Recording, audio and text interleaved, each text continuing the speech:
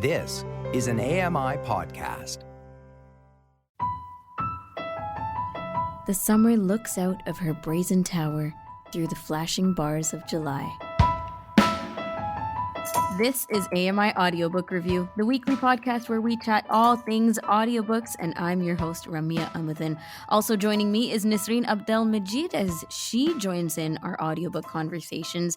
We're starting a brand new month, so we're starting a brand new batch of quotes. And you know what? I'm going to be bold and say we're keeping it pretty simple and casual through July, because July in and of itself is something to celebrate. We're in summer, Nisreen. We're in the middle of summer, like not just the start of summer, not that kind of fresh feel, but it's the hot, the heat, the humid in most parts of Canada, Ontario specifically. Gotta really throw in that heat there. So our quote, this one for this week by Francis Thompson, is talking about July, and potentially you're thinking it's a little aggressive, kind of thinking of July as a jail cell. The flashing bars of July. But it might feel like that. If you're not a fan of the extreme heat, it might feel like that for you. But we're melting into July and embracing it completely with these quotes, Nisreen, because I'll tell you about some of the different things that people are celebrating through July, okay? And then you can see how vast July is being recognized. So it's Deli Salad Month. It's also Grilling Month, which doesn't surprise me. It's Hot Dog Month, Ice Cream Month, Okay, Watermelon food-related. Month, Okay. Horseradish Month, God. Blueberry Month. Are blueberries Nice. even in season where we are in Ontario? I mean, if there's a month for it, apparently. I know it might be. I don't know. I'm so bad with remembering that, but I think Yeah. we're done with strawberries. That's what I remember. Then for the fun stuff, it's Family Reunion Month, Family Golf Month. Haven't played golf in my life. Same. And Social Wellness Month. So there are a lot of other things being recognized throughout July, but these are the ones that definitely remind me of summer. So which one of these are you going to be taking part in? I'm thinking Blueberry Month sounds the best to me. How about Not you? Grilling Month or Ice Cream Month? Ice Cream Month. I forgot about that. Yeah. Or No, Watermelon ice cream. Month? Watermelon sounds good to me, but ice cream wins. Don't Don't you take agree? it, right? Don't you Yeah. agree? Yeah, I feel like yeah. ice cream beats it. Ice cream is good, but you know what? Horseradish Month, I don't know. Not a fan. I guess if you're a fan with horseradish on your stuff, But like, your so sandwiches. what? Like horseradish, okay. Maybe it just doesn't Like, get enough love, so we have I to know. dedicate a month to you. I'm not delivering it as much as people would hope. Exactly. This has nothing to do with books and audiobooks, but Yeah, it we is the switched. reason why we're keeping the quotes summery and summer themed. And yes, we will remember the people who are like, it's too hot. It's too hot for it during July. I'll remember you guys too when I'm thinking of July quotes. But let's take a look at the CELA homepage because we like to take a glance up at that, celalibrary.ca. And these are the 3 featured titles that are still up there. The Girl in the Middle by Anis Granovsky. This is a biography. We also have Love That Story, Observations from a Gorgeously Queer Life by Jonathan Van Ness. Humor anthologies for this one. And the final title, Still Just a Geek by Will Wheaton. Humor, family and relationships, and this is a revamp of Just a Geek, which was the first edition of this book. Nisreen, looking to what's trending, anything particular you want to highlight?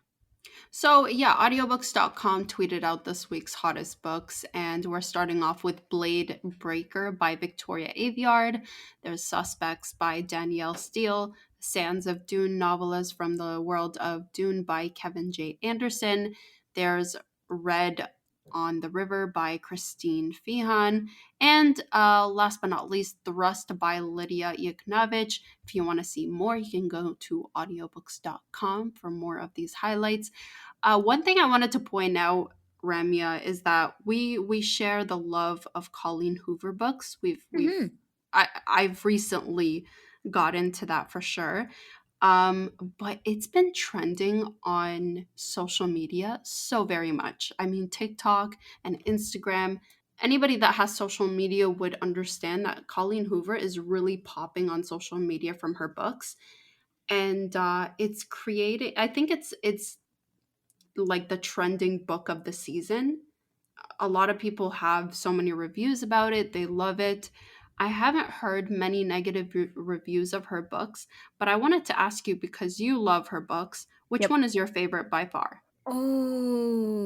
Oh, this is always a brutal one for me. I would have to say All Your Perfects because that one was a punch in the gut. And now that's very typical of Colleen Mm-hmm. Hoover books to feel like they are totally sending you on a whirlwind of a roller coaster. But this one, All Your Perfects, was the content in it was um, almost vicious. It Yeah. was a lot to take in. It was a lot to digest. It was a lot to get over, actually. And by get over, I mean just move on to another book. You know, for me, Yes. I found it very difficult to move from that book into another book. There was a lot Really? of time I spent just feeling it out, just going Yeah. through the emotions of it through the book and after the book. I think a lot of people say the same thing of how it's an Yes. emotional roller coaster with each of her books. And I kind of like that. Yes, I a, know. a book that makes me think, and sometimes it's triggering for some people, and that's why Definitely is. obviously before you read it, get to know the book before you read it or listen to it, because it can be triggering. um but I like how it means something. I love how each of her book highlights something else. And yeah, a lot of people say that they do take time between books because it's a lot to take in. Yep. So yeah. And we had Sadine Lowe, who was the person who had introduced me to Colleen Hoover. She came on a couple weeks ago on the show, and she was, telling us that there are some new books coming out this year, and her Mhm. fan base. Not Sadine's fan base, Colleen's fan base is just absolutely tapped in, right? So that's why it's so easy to find Colleen's stuff trending all over social, especially Twitter and even the Facebook pages that she has, because people are so tapped in and they're so uh, really anticipating when these books are coming out, what the gist is, what they can get out of it, the teasers and all of that stuff. Mhm. And she's responsive also. She's also checking in with her fan base regularly, which means they can talk directly to her, communicate with her and find out what she's willing to put out there Yes. on the table about the upcoming book. So that's something to look forward to for sure. I'm Ramia Ahmedin, the host of the podcast, along with Nisreen Abdelmajid. It's time for us to check in with our friends from CELA Library, the Center for Equitable Library Access. And we do this at the start of every month because we like to kick off the month with some good literary news, some updates on what's going on in the world of books and audiobooks and Canadian books, especially. And then we get into some featured titles and recommendations from our friends. So we have Theresa Power, the content and access librarian, as well as Karen McKay, the communications manager for CELA Library. Hello to you both. Welcome to another month. Well, that was nice. It was very instinct. So we have, as I said, some literary news, and we want to start there. Karen, a lot of awards were given out. So shall we go down the list and talk about some of the congratulations that are due? Absolutely. It's been a busy few weeks. Usually the fall is busy, but this summer it's just been kind of crazy with the number of Yeah. awards announced. So the first one to talk about is the Griffin Poetry Award. So Nigerian Canadian physician Tolo Olarantoba won the $65,000 Griffin Prize for his debut work of poetry, which is called The Junta of Happenstance. And it explores family dynamics and social justice, injustices, the immigrant experience, economic anxiety. It really runs a full gamut. This collection was also, it also won the 2021 Governor General's Literary Award for Poetry. So it's a well recognized book, excellent piece of work, and well worth picking up if you're a poetry lover. And then Mm-hmm. Yeah. So the next one I want to talk about is the Women's Prize for Fiction. So it was won by Ruth Ozeki, whose book, which is called The Book of Form and Emptiness, won the 2022 prize. This prize recognizes the year's best novel written by a woman in English, and it's open to authors around the world. So this book features a young boy with a very chaotic life, and he finds refuge in his local public library. So it's kind of near and dear to my heart. It's a very significant prize. It's worth 30,000 euros. So, or sorry, 30,000 pounds. So really quite a substantial prize for that. And then I think the last time we were on, we talked about the Lambda Literary Award. So I wanted to let you folks know that the Canadian author Alex Olin won the Lambda Award in the bisexual fiction category for her short story collection, We Want What We Want. So she's a Canadian author. She's based out of BC. We have a couple of her books in our collection, and she's an excellent writer. So this is a well-deserved award. And then there was one announced just this week, which I want to bring to your attention. Lisa Bird Wilson won the 2022 Saskatchewan Book of the Year Award for her book called Probably Ruby, which is about a young, it's a baby really, who's relinquished as an infant and placed in a foster home and then finally adopted. And the book really delves into history and identity. Lisa Bird Wilson is a Métis author. We have a number of her works in our collection as well. And I think this one's a really worthy winner. I think this is an excellent book. Yeah, I'm glad that we've been covering these books throughout on our show and on Sela. They've been featured as well. And, just to give people the awareness that these authors are out there, these are the types of, content that are being featured. And then to see that they're actually winning these awards is so prestigious, right?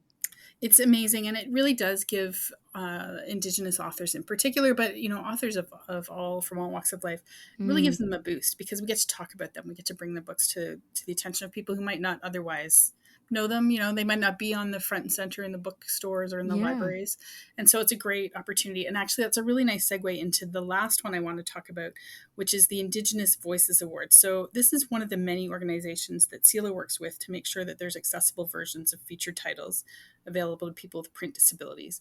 And we've just renewed our relationship with them, so we're excited about that. So there's two, they just announced their awards on June the 21st, and there's two that we have in our collection. The first one is called Treaty Words for As Long as the River Flows by Amy Kraft and Luke Swinson. And that one won the graphic novels, comics, and illustrated book category. And then the second one we have in our collection is All the Quiet Places by Brian Thomas Isaac, which won for the published prose category.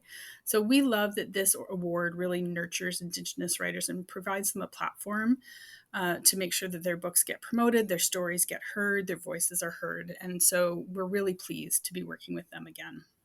Fantastic. I'm so grateful for the collaborations, of course, that we are all nourishing in some capacity to get these books out, and especially the work that Sela does. I want to go back to the Women's Prize because that one seems really huge for me.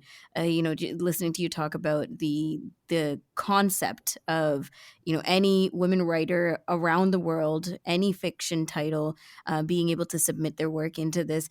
That's a huge kind of award to run at all. Yeah, I have no idea how many books are published in English by women authors, but it's not a small number, clearly. So there's quite a huge catalog to draw from. And Ruth Ozeki is a well-known author. She's Canadian-American, and she has some Asian heritage in her background. And so I think she has some really unique perspectives to offer on a variety of topics. So I was really pleased to see this one. And the book itself is enchanting. So it's well worth the read.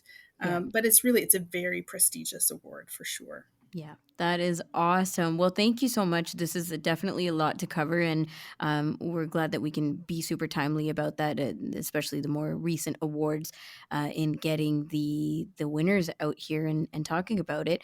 So we're going to move to our featured titles because we like going through this with you guys, and you always come up with some kind of theme, and the theme for today is popular books and their read-alikes. So, Theresa, before we get started with the actual title, do you want to further explain what this means? What a read-alike is? Sure. I mean, I think that a lot of people, they enjoy a book or they enjoy a genre, or they enjoy an author. And often they come to us and they're asking what else can I read? Like, I really like Colleen Hoover, for example. What else can I read that's sort of like a similar genre or has like a similar vibe? So we thought that would be a really neat idea to take a book that I actually really enjoyed reading, and pick 2 or 3 different books that, if you like this particular book and what we're talking about, you may also enjoy these other ones as I well. love it. Okay, so what's the book that you really enjoy?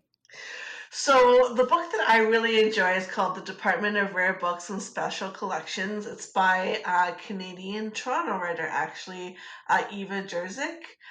Um, if you read the summary of this book, it sounds like a mystery, and it definitely is. But I'd also say that, it's a love letter to libraries, librarians, and books, or maybe not even like a love letter, but just like if you are a librarian, for example, or you love books, there's going to be lots of things, I think, for you that you're also going to like really love to read. And this is why I chose it as kind of the starting point for today's read alikes, because as a librarian, it spoke to me for sure. So Rare Books follows Liesl Weiss. She's suddenly catapulted into the job as director of a Rare Books library. The previous director had a medical emergency, and a recent rare book acquisition also went missing at the same time. So Liesl takes it upon herself to get to the bottom of the book disappearance before donors and other higher ups get wind of what's happened. And the question is, was this rare book stolen? Was it misplaced? Was it an inside job? I can't tell you, Mm. but it's a good little mystery. But why I love this book, it's not so much about the mystery. It's more about like the library landscape, the lingo. It's so familiar. Um, the author works for the University of Toronto, so I know exactly this rare book library that she's kind of using as inspiration for sure. I took Yep. classes there as a library student as well.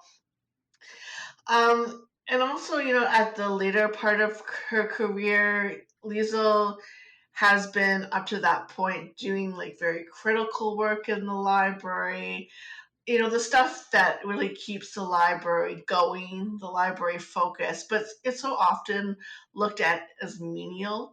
So while I think this book is a mystery and also like this, pseudo love letter to books, I also think that, it really looks at women in the job, women at a certain time in their career in the job and the work that they do, because there's a lot in here about how she interacts with her male counterparts, how people value or really don't value the work that she does, and Mm. how she's also undermined all the time. So there's also that as well. That can be very relatable to people, I'm sure. Okay, so now I'm very curious about what the read alike is going to be, because this feels this feels like it covers a lot, Theresa. But I love your phrase about it being a love letter to books. So Karen, can we give it our best shot for the first read alike? Absolutely. So the book that I chose for this is called Anxious People by Frederick Bachman. So he was the author folks might be familiar with. He wrote A Man Called Ove, which was a huge blockbuster, #1 New York Times bestseller. So this book, Anxious People, takes place in a small Swedish town. It's in the week between Christmas and New Year's, and it's a comedy about a crime that never took place, a would-be bank robber who disappears into thin air, and 8 very anxious strangers. So the story is that a distraught parent who's trying to hold their life together plans to rob a bank, and things kind of go awry. So when the robbery fails, the robber flees and bursts into an apartment viewing down the street and takes everyone in the apartment hostage. And this is where we meet these 8 kind of quirky strangers. First, there's Zara, who's a wealthy bank director, and she's been too busy to care about anyone else until a tragedy changes her life. Now she's obsessed with visiting open houses to see how ordinary people live and to try and right a wrong. And we meet Roger and Annalena, who are a retired couple, and they're addicted to fixer-uppers, and they're addicted to IKEA. And they sort of use that to cover up the fact that they don't really actually know how to fix their own failing marriage. There's another couple, Julia and Ro, and they are a young lesbian couple, and they're about to become parents, and they're very anxious about that, in part because they can't seem to agree on anything. So they don't know how life's going to go when they introduce a baby into the world. And then lastly, there's Estelle, who's an 80-year-old woman. She's lived long enough that she is totally unimpressed by the robber. And despite the fact that she's telling people that she's there to see the apartment for her daughter and her husband, that's not actually the case. And we get to learn more about her. So the tension sort of mounts as the police officers, including a father and son duo, surround the provinces, and television channels are broadcasting the situation live. It's a small town, so the police really don't have any experience with hostage taking. So they're Googling what to do, which I just find was hilarious. The book is like hilariously funny. Bachman's got a really sarcastic, witty, dark sense of humor, which makes this book work. He also is amazing at writing dialogue, and he has a really great understanding of human nature, and all of that comes into play in this book. So it's also a study on compassion, I think. The story is populated by these very quirky characters. None of them are super lovable in the beginning, but we learn to love them as you go through the book. They let their anxieties be on full display during the hostage taking, as you can imagine. But the book's very heartwarming. It's got a very uplifting end, and it reminds you that everybody has a story. Many of those stories will make you both laugh and cry at the same time. Great book, perfect beach read, nice and light, uplifting. If you need to turn away from some of the dark news happening, this is a great pick. Okay, so I'm starting to connect the dots between the first one and this read-alike. So we have time for one more. Karen, do you want to give us one more read-alike to the first book? Sure. So the other book that I've got on my list is called The Cartographers, and it's a novel by Pang Shepard. Pang Shepard was the author of The Book of M, which was another blockbuster. So this story is new this year, and it follows Nell Young, whose whole life and greatest passion is all about cartography. Her father, Dr. Daniel Young, is a legend in the field, and he's Nell's personal hero. But they've had a falling out over a professional disagreement, basically. And then she finds out that he's been found dead in his office at the New York Public Library. So you can see some of the connections here about why these are read-alikes. And the fight that they had was over a worthless map. Nell finds this worthless map hidden in his desk. She can't understand why he's kept it if he thinks it's worthless. And so she goes on this journey to find out why he's been keeping this map in his desk for so long.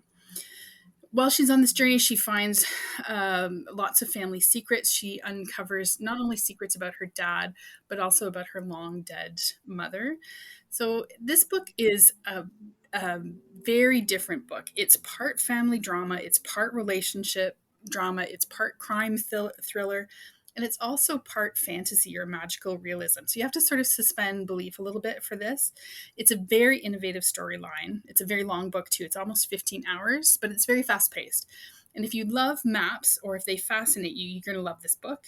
If maps isn't a topic you've explored before, you're going to learn a lot. And don't skip the afterword by the author, which really adds a lot of understanding to the book. One of the comments that I read about this was that the critic really praised the diversity and representation in the cast of characters, which is something that I love to see in this book. So really, there's something for everybody. It's going to draw you in and capture you for sure. And it's just one of those books that I think will sit with you for a long time. So we started off with The Department of Rare Books and Special Collections by Eva Jurczyk, and that was the book that Theresa loved, and then we started the comparison process there. A read-alike for that was Anxious People by Frederick Bachman, and then we ended off with The Cartographers, a novel by Peng Shepherd. Karen and Theresa, thank you so much. This was a really fun theme. I think we're going to have to revisit this read-alike thing, and appreciate you both bringing all of these recommendations to the table along with our literary news updates. It'd be great. We'd love to chat about these again.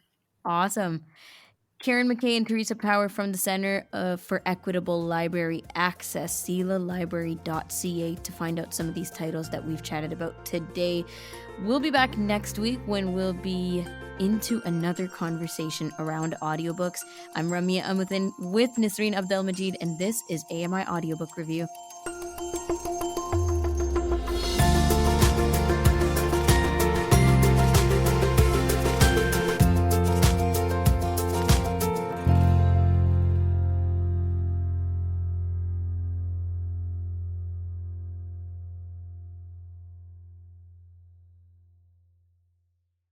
This was an AMI podcast. For more accessible media, visit ami.ca.